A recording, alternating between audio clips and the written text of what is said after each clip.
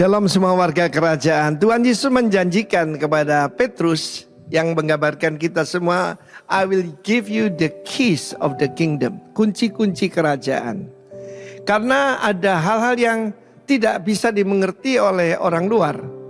Di luar daripada pengikut Kristus. Karena itu salah satu kunci untuk mengerti semua perumpamaan Tuhan Yesus. Dia selalu berbicara dengan perumpamaan. Supaya apa? Orang yang mendengar tidak bisa ngerti. Yang punya mata tidak bisa melihat kecuali yang disingkapkan oleh Tuhan dan mereka yang adalah murid-murid Kristus. Jadi kita melihat kuncinya Matius 13, Markus pasal 4, Lukas pasal 8. Ini sinopsis ya, 3 Injil yang disebut 3 Gospel itu, kitab Injil. Dan di sini dalam Matius 13 kita dijelaskan tentang the mystery of the kingdom, rahasia.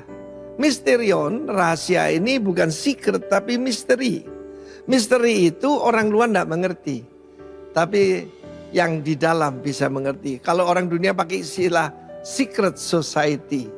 Tetapi di dalam kerajaan Allah disingkapkan oleh Tuhan. Untuk mengerti mystery of the kingdom ini kan kunci. Jadi kita mesti mencarinya, kan? Kita mesti mempelajarinya dan bersungguh-sungguh mencarinya. Karena kalau tidak kita tidak akan mengerti. Karena Yesus tidak bawa agama Kristen. Dia menyampaikan cuma satu, yaitu tentang the kingdom of God. Dan ada satu perumpamaan yang dikatakan ada seorang yang memiliki ladang dan menabur benih yang baik. Tapi ketika malam ada musuh. Ya, ada musuh yang menaburkan benih yang tidak baik. Dan firman Allah dijelaskan dalam perumpamaan itu tumbuh bersama.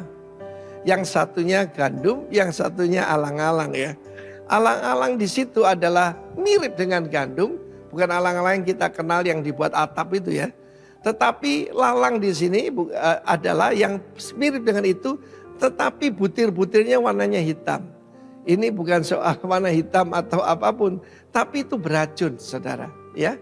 Tetapi kalau tumbuhnya sama-sama, ada yang tanya pekerjanya, Tuhan, apa Anda dicabut? Jangan. Nanti gandum yang baik tercabut. Di dalam saya melayani Tuhan seringkali begitu. Ya, bapaknya baik, ibunya dominan, anak-anaknya suka ngelawan. Tapi kita melayani bersama-sama karena Tuhan akan tiba pada akhir zaman di mana memberikan kesempatan kita bertobat. Tapi kalau nggak bertobat akan dilemparkan dalam api. Ini bukan gertak sambal, saudara ya. Sungguh-sungguh akan terjadi. Dan dijelaskan siapakah benih yang baik itu. The sons of the kingdom. Sayang dalam terjemahan King James, saya cek New King James juga bilang children. No, itu huios. Huios itu putra. Jadilah putra-putra kerajaan itu yang menghasilkan buah dan mempermuliakan Bapakmu di sorga. Dan dijelaskan ada anak-anak si jahat dan iblis. Iblis itu si pendakwa, si penuduh. Evil one, poneros. Dan saya mau beritahu bahwa sangat berbeda antara orang yang dilahirkan kembali dan tidak. Dan ini akan tumbuh bersama. Dan saudaraku, kelihatannya dari jauh seperti orang percaya. Dari jauh kelihatannya seperti hamba Tuhan. Tapi buahnya pahit. Karena itu saudara, saya percaya biarlah kita mengerti. The field is the world. Sekali lagi, saya sudah sampaikan harus engage. Tidak bisa kita punya pengaruh kalau kita tidak, yaitu ada di dunia. You are in the world but not of the world. Kiranya Tuhan memberkati kita. Dan saya percaya kita akan memberikan dampak yang baik. Be the sons of the kingdom. God bless you all. Amen. Shalom Bapak Ibu ya. Kita jumpa lagi di dalam telaah firman kita. Ya, sambil multimedia disiapkan, kita masuk di dalam tema bulan ini. Sebenarnya tema bulan ini adalah mustard seeds, itu bicara tentang parabel. Ya, jadi ini mirip semua beberapa tentang biji sesawi, tentang kerajaan Allah, nanti ada tentang talenta, tentang kemudian biji sesawi yang adalah iman dan seterusnya dan seterusnya. Tadi disinggung oleh Bapak Gembala senior kita, itu semua adalah perumpamaan, cara Tuhan Yesus menyeberangkan maknanya. Dan kita tema bulan ini adalah biji sesawi. Tapi subtema saya ingin sampaikan potential of mustard seed. Jadi potensi sebetulnya. Karena apa? Biji-bijian itu sebetulnya bicara tentang potensi. Semua perumpamaan tentang biji itu bicara tentang kemampuan yang ada di dalamnya. Ya, itu ilahi banget. Dan kerajaan Allah itu seperti biji sesawi yang berasal dari satu biji kemudian menjadi sebuah pohon di mana banyak burung akan bersarang. Kita lanjutkan perumpamaan biji sesawi, saya ambil dari TB2, kita nikmati firman-Nya. Katanya lagi, dengan apa kita hendak membandingkan kerajaan Allah itu.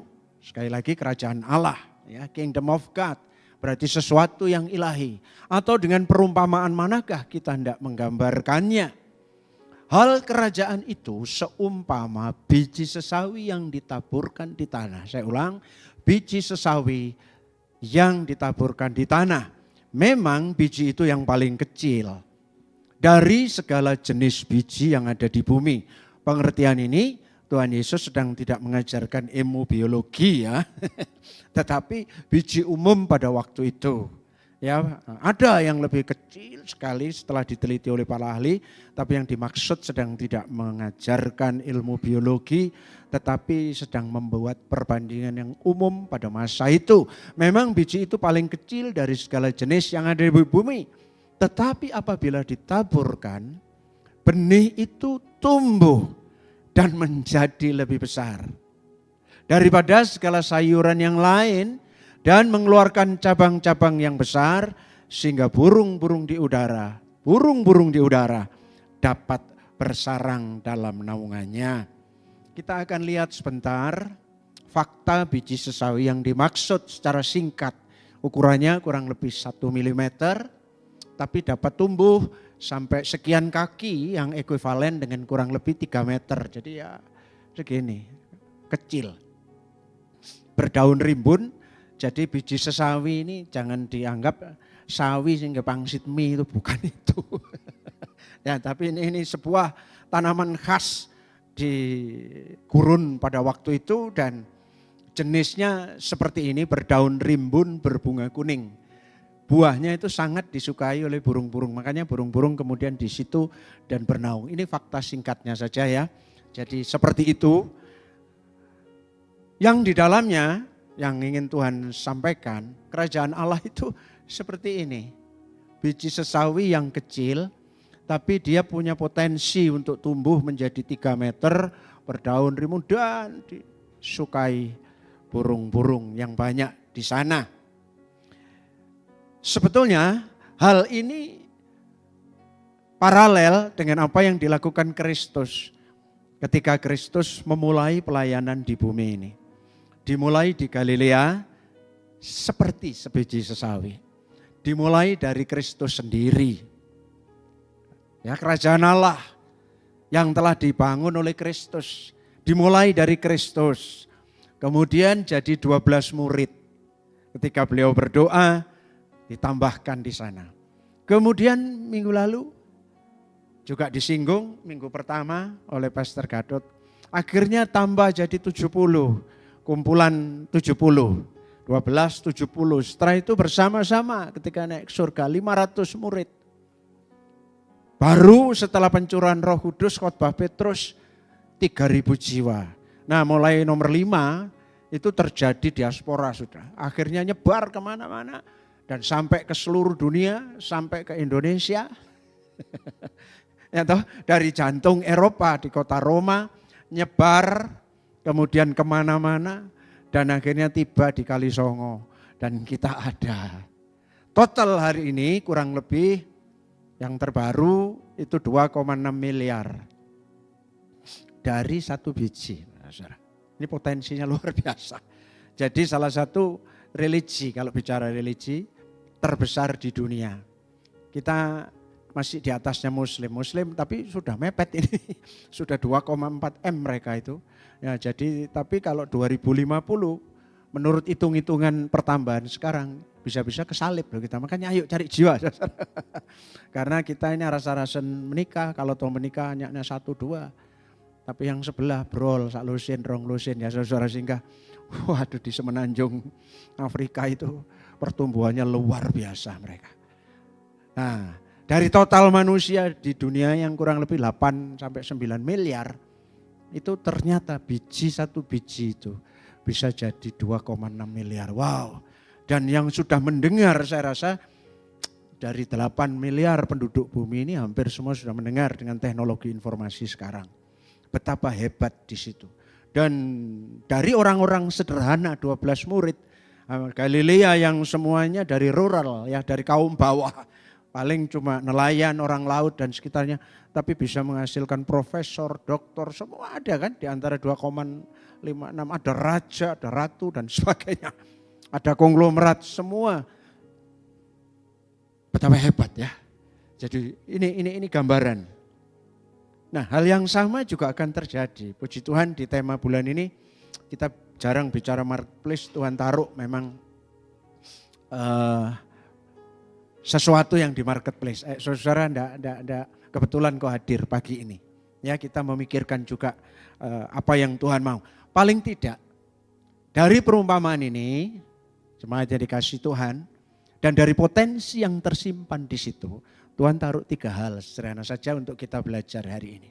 Apa yang terjadi di dalam kerajaan Allah yang dirintis oleh Kristus ini, dan kemudian implementasi di dunia kita hari ini. Karena Kristus waktu itu juga bicara tentang hal-hal yang nyata di sini. Ya, beliau cerita ini. Paling tidak ada 3 hal yang ingin saya sampaikan. Yang pertama, berani segala sesuatu memulai dari yang kecil. Katakan amin. Berani memulai dari yang kecil. Hari ini mungkin ada saudara yang duduk di sini dan lagi mikir, tidak kebetulan saudara, sedang angen-angen sesuatu kuncinya. Yang pertama, Anda harus memiliki ini loh. Yang di atas jempolan itu, di atas ujung jari yang namanya biji, yang namanya benih. Apa yang dimaksud benih? Benih itu adalah sesuatu yang ilahi, makanya dia punya potensi. Maka beranilah, benih itu bisa berarti sesuatu yang sangat ilahi, yang memang Tuhan taruh. Yang kalau Anda berani ngambil itu dan memulai dari yang kecil, itu akan menghasil. Kuncinya di situ. Anda harus tangkap benih itu. Benih itu apa? Coba kita baca dulu ya. Meskipun biji itu, benih itu, salah satu biji yang terkecil, potensinya hebat. Namun dapat tumbuh menjadi salah satu tanaman yang terbesar. Dengan cabang-cabang yang panjang, tempat burung-burung membuat sarang dan berlindung. Kuncinya apa? Pegang hari ini, Anda punya benih. Benih itu apa ini mau saya terangkan? Benih itu adalah sesuatu yang ilahi. Yang didapat dari keintiman, kedekatan, fellowship dengan Tuhan secara sungguh-sungguh. Dia bisa berupa divine calling. Bisa berupa divine sesuatu impresi ilahi. Bisa berupa sebuah kehendak ilahi. Bisa berupa sebuah ide ilahi yang muncul dari kedekatan dengan Tuhan. Kalau itu yang kau dapat, pasti akan meledak. Itu punya potensi. Tapi engkau jangan melangkah. Jangan do something kalau engkau belum dapat benih itu. Itu spekulasi duniawi. Coba perhatikan bapak-bapak gereja mulai dari Abraham. Berbekal divine calling sejak di Ur Kasdim. Keluar dari negeri. Dan dia dengar dari Tuhan. So clear. Clear sekali dia dari Tuhan. Yes, ini benih. Dan dia melangkah. Tinggalkan Ur Kasdim tanpa tahu apapun. Melewati perjalanan-perjalanan. Dan akhirnya dia jadi bangsa yang besar. Ketika Musa mendengar divine calling dari Tuhan. Kamu harus bebaskan bangsamu Siapa saya Tuhan? Saya tidak akan didengar. Saya orang kecil. Kecil itu bicara. Engkau nggak punya dana hari ini. Engkau tidak punya koneksi hari ini. Engkau tidak punya dulur, kakek, nenek, balungan sugih. Engkau dari kalau diurut ke atas. Kakek nenekmu, buyutmu orang biasa. Nggak ada orang pangkat, nggak ada orang sukses. No problem. If you have divine calling, you must go melangkah dengan iman. Kalau engkau dengar clear, karena engkau dekat dengan Tuhan, rindu baca firman-Nya, terus hidup dalam persekutuan yang intim dengan Tuhan, kau akan dapatkan sesuatu yang kau mesti imani itu dan melangkah. Ketika Musa ngomong, saya tidak bisa Tuhan, kejar terus dia. Aku nggak bisa ngomong, ini ada Harun. Apa yang ada di tanganmu? Cuma tongkat Tuhan.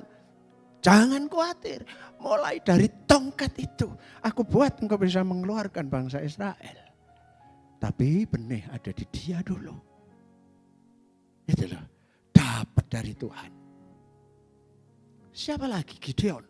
Ketika Midian menjajah, siapa aku ini mau membebaskan orang Midian. Sampai dia kemudian harus melakukan pekerjaan yang tidak pada tempatnya di tempat pengirikan anggur. Dia lakukan juga untuk gandum dan sebagainya dan sebagainya. Sampai satu ketika malaikat datang kepada dia. Dapat divine calling clearly. Dan dia jadi loh. Hanya dengan obor dan kendi dia bisa membebaskan orang. Dan banyak tokoh-tokoh kalau mau saya angkat satu-satu. Kuncinya Anda sekarang mesti harus punya benih itu. Dari hasil persekutuan yang dalam dengan Tuhan. Di bidang marketplace kalau saya cerita terlalu banyak. Orang-orang yang karena kedekatan dengan Tuhan. Dia dapatkan sebuah ide. Tiba-tiba buat kecil-kecilan itu loh. Hanya buat air mineral kecil-kecilan. Bam, jadi merajalela. Saya tidak sebut nama. Sampai hari ini menguasai Indonesia. Saya punya banyak sukses story orang-orang besar. Semua bermula dari mana? Dari benih. Tidak peduli mereka itu latar belakangnya seperti apa. Tapi sekali lagi kuncinya, Anda mesti ngerti kau punya benih. Pelayanan pun demikian. Siapa pendeta Paul Choyonggi? Orang biasa. Hanya sumpit dan mangkok. Tapi bisa menghasilkan sebuah gereja dengan kebangunan yang luar biasa pada waktu itu. Kuncinya apa? Benih. Hari ini kau mesti dapatkan benih itu dari Tuhan. Dan mulailah melangkah. Tapi jangan dibalik. Saudara tidak punya benih. Ngawur aja bisnis A, bisnis B, jatuh bangun. Saudara. Itu hanya sebuah spekulasi. Melayani pun kalau tidak ada divine calling. Jangan, sudah. Bikin gereja, bikin jemaat. Ingat di gereja ini juga. Kita tidak punya apa-apa. Tapi ketika pemimpin ngomong. Jalan. Ya sudah, itu kita anggap sebuah divine command. Perintah ilahi. Jalan. Temukan benihnya dalam hidupmu hari ini. Jangan sampai engkau dalam 1 tahun, dalam 1 bulan tidak ada impresi ilahi apapun di hatimu. Bukan hanya untuk beri orang. Tapi untuk ide-ide besar yang akan terjadi dalam hidupmu.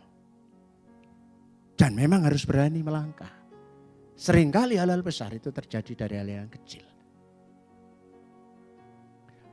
Baik sekali perbuatanmu. Hai hambaku yang setia. Ini ayat terkenal. Engkau setia memikul tanggung jawab dalam perkara kecil. Aku akan memberikan kepadamu tanggung jawab dalam perkara yang besar. Ini hamba apa? Hamba yang dapat perintah langsung dari tuannya. Itu benih.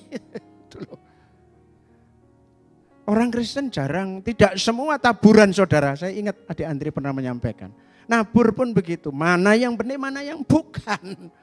Kalau hanya nabur, tapi makanya di firman ada katakan, diberkatilah kamu dengan roti yang untuk kamu makan, benih yang kamu simpen, tapi juga ada benih yang untuk ditabur. Benih yang untuk ditabur ini berisi hal yang ilahi. Jadi nabur pun mesti harus ada impresi ilahi. Kalau engkau ngawur aja tabur, ya wis itu sumbangan. Charity, berkatmu yang kau dapat say thank you dari orang. Atau namamu ditulis saja di pintu gerbang, sumbangan dari si Tapi belum tentu itu menghasilkan sesuatu. Tapi kalau yang Anda tabur, kecil memang. Tapi itu Tuhan yang suruh. Dan hasil dari persekutuan yang intim dengan Tuhan. Sumbernya jangan boleh lupa ini. Maka engkau mesti banyak doa, banyak. Bila berpuasa berdoa, Tuhan, what can I do? Apa yang bisa saya lakukan? Di bisnis saya, di pelayanan saya. Di tugas-tugas yang lain di kerajaan Allah. Until you have defined sesuatu yang ilahi. Dan kerjakan, loh kok cilik Tuhan. Tapi kalau Tuhan yang suruh, melangkah saja. Tuhan akan membuat itu berlipat-lipat kali ganda. Siapa bisa menduga pelayanan cuma 2,5 tahun bisa menghasilkan 2,6 miliar jiwa. Kalau bukan pelayanan Tuhan Yesus. Cuma 2,5 tahun secara efektif. Siapa sangka memilih 12 orang nelayan. Yang baca tulisnya kadang-kadang geradul-geradul. Gak ngerti apa-apa. Tapi karena itu, ingat loh. Saya tidak perpanjang di khotbah ini. Sebelum memilih 12 murid, semalam-malaman Tuhan Yesus berdoa.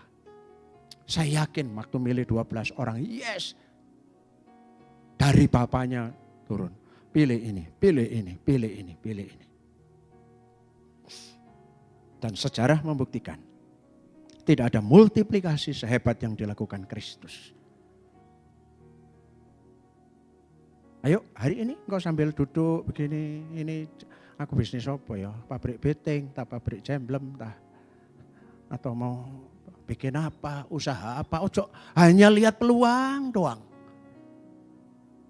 Dengerin seminar doang, itu oke, itu semua oke.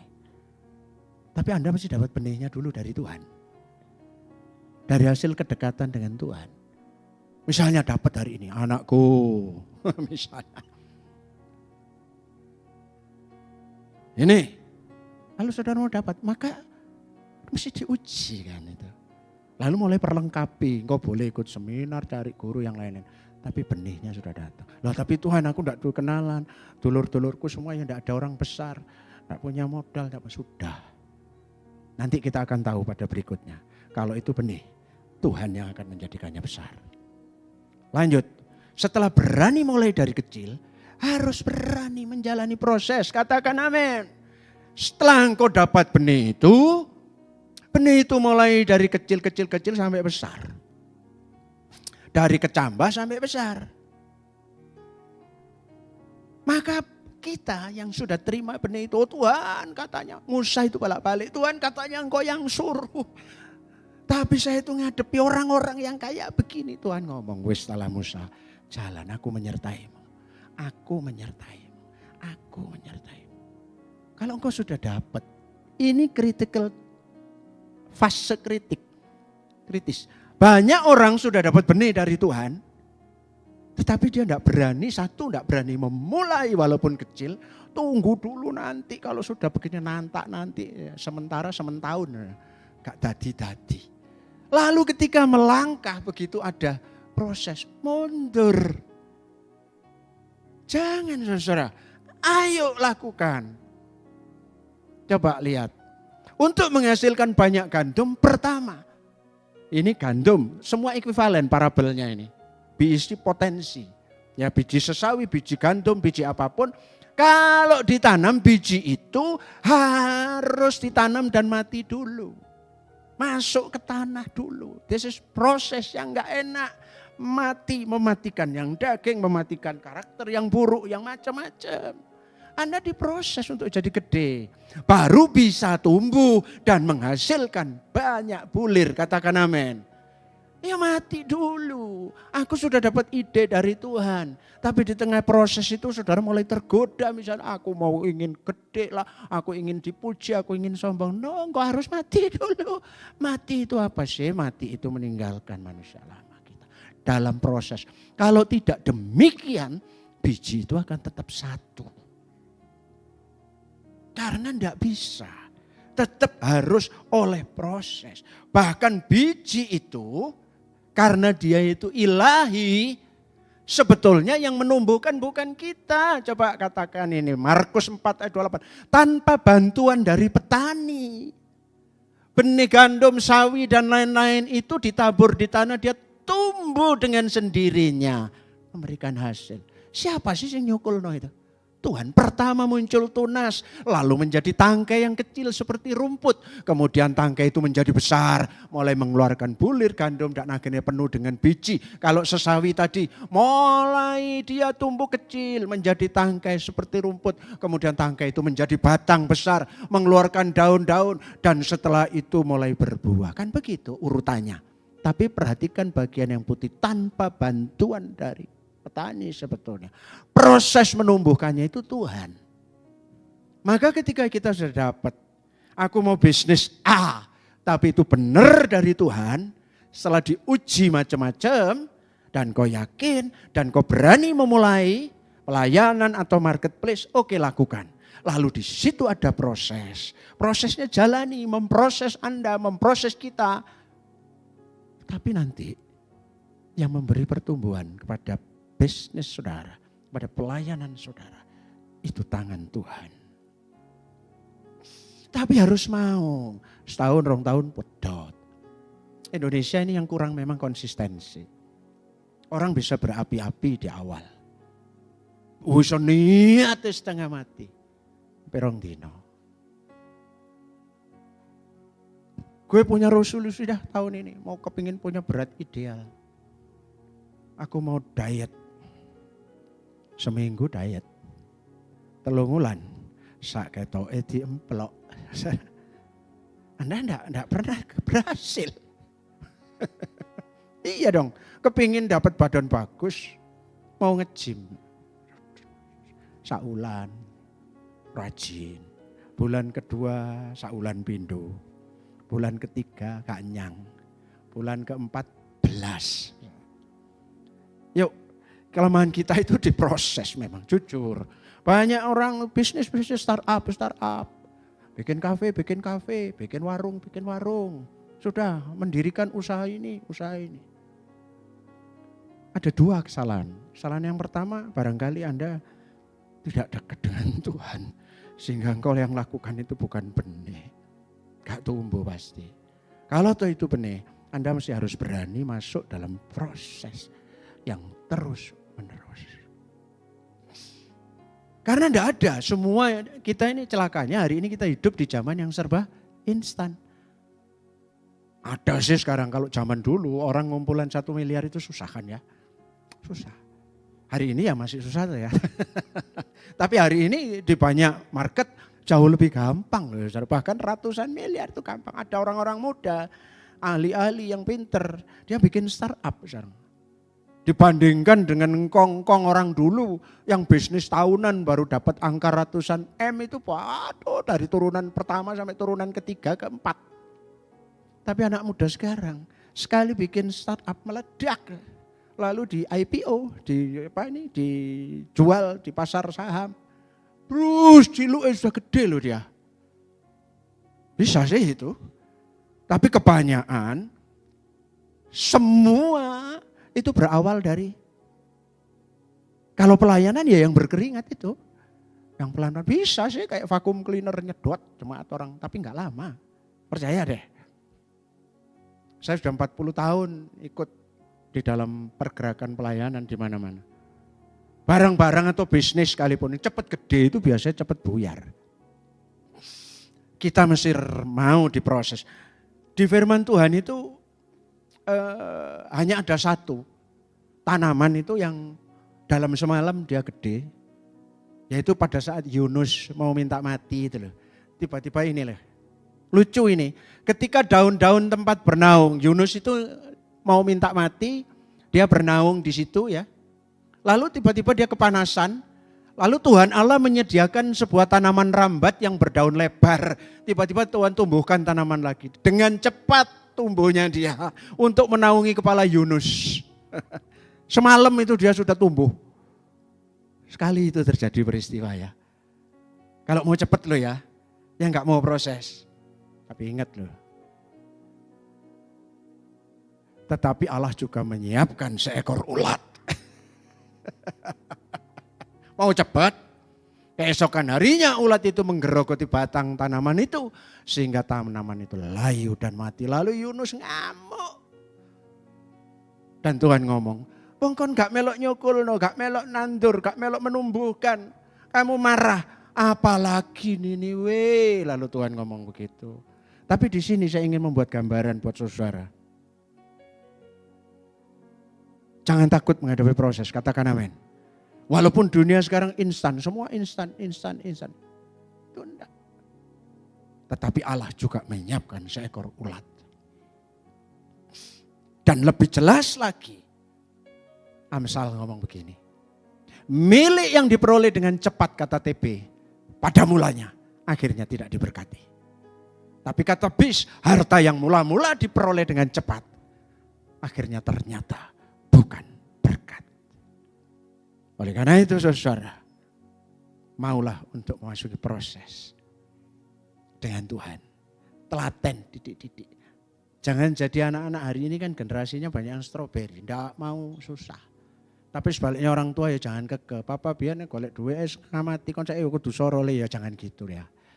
Tapi mereka diajari prinsip ilahi untuk tough, untuk kuat menghadapi proses. Untuk jalan. Baru bikin startup, bikin ngerancang bisnis apa, sudah pastilah. Kalau itu Pak Ong kok moro-moro gede. Tiba-tiba gede itu suruh baca Yunus 4 ayat 7. Hati-hati. Ada orang gak mau diproses ya, maunya sak dek sak nyet. Sekarang ide besok jadi gede, kesuwen kapan mana, kesuwen menghalalkan segala cara. Baca Yunus 4 ayat 7.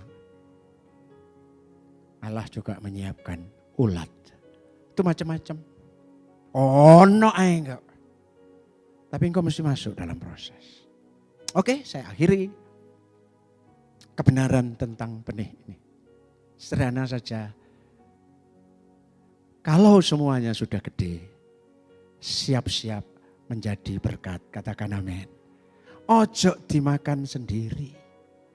Ojo dientek-entekno sendiri. Ojo dinikmati sendiri untuk hangout, untuk flexing. Ini gue punya. Karena benih yang dari Tuhan, yang Tuhan sudah tumbuhkan dan jadi besar, burung-burung akan bersarang di sana. Dalam tafsiran ada 2. Tafsiran negatif burung-burung itu karena di perumpamaan biji gandum itu dan orang penabur itu burung-burung itu unsur jahat yang nyuri benih itu. Tafsiran yang lain, ya ini kita perlu waspada. Ketika semua sudah growing, sudah besar dan berbuah-buah, kadang-kadang sih memang ya banyak burung bersarang di situ. Kalau kita mau ikuti tafsiran yang negatif ini, ya kita waspada. Karena itu nanti bisa mengganggu. Sesuatu yang sudah besar mesti ono ae lek sik cilik pian ya. Indonesia dulu waktu belum merdeka, semua kompak lawan penjajah. Tapi begitu sudah merdeka, bangsa ini dewe geger. Hati-hati. Tapi saya ingin tafsiran yang positif. Bahwa kalau kita sudah besar, Anda sudah diberkati, sudah berhasil dalam karir, berhasil dalam pelayanan, jadilah berkat. Jangan untuk diri sendiri, katakan amin. Kalau ini tujuanmu, Allah tidak akan segan-segan memberkati saudara-saudara. Saya sering ngomong pada istri saya, kalau nanti saya pensiun dari kerja, sekarang masih kerja ikut orang. Aku hanya ingin satu punya pekerjaan yang bisa menghidupi banyak orang. Ya ini. Sekaligus saya ucapkan saudara, kalau terjadi, Pak Andreas pengen tahu ngono ya itu supaya menghidupi banyak orang. Ya bukan berarti gak gelem cuan, mau. Tapi cuannya ya badilah gitu kita. Tapi lebih banyak tenaga kerja yang bisa ditampung. Yang banyak orang susah yang bisa jadi berkat.